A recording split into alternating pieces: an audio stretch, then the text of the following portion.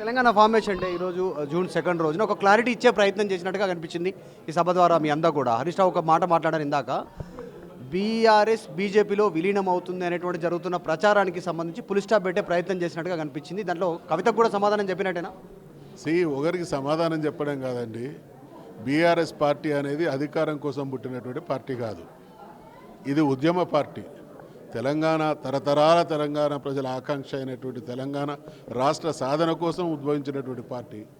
తెలంగాణ రాష్ట్రాన్ని సాధించిన తర్వాత 10 సంవత్సరాల కాలంలో అద్భుతమైనటువంటి తెలంగాణను ఆవిష్కరించింది.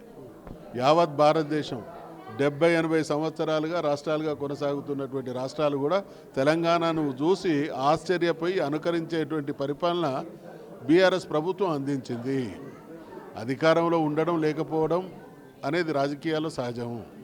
కానీ తెలంగాణ ప్రయోజనాల కోసం పుట్టినటువంటి పార్టీ ఇవాళ తెలంగాణ ప్రయోజనాలు ఈ రకమైనటువంటి భగ్నానికి లోనవుతున్నటువంటి క్రమంలో దాన్ని కాపాడడం కోసం ప్రయత్నం చేసే బాధ్యతాయుతమైన ప్రతిపక్షంగా ఉంటుంది తప్ప, మిగతా పార్టీలలాగా అధికారంలో ఉంటే ఒక రకంగా, అధికారంలో లేకుంటే ఇంకొక రకంగా, తెలంగాణ విషయంలో 2 నాలుకల దూరం లాంటి వైఖరి బీఆర్ఎస్ పార్టీకి ఉండదు. బీఆర్ఎస్ పార్టీ శాశ్వతంగా కొనసాగుతుంది. తెలంగాణ ప్రజలకు అధికారం ఉంటే న్యాయం చేస్తుంది. తెలంగాణ అధికారంలో లేనప్పుడు తెలంగాణ ప్రజల సమస్యల పరిష్కారం కోసం, వాళ్ళ హక్కుల పరిరక్షణ కోసం ప్రభుత్వాల నిర్వాహకాన్ని ఎండగడుతూ ప్రజాక్షేత్రంలో ప్రశ్నిస్తూనే ఉండేటువంటి బాధ్యతకు కట్టుబడి శాశ్వతంగా ఉంటుంది.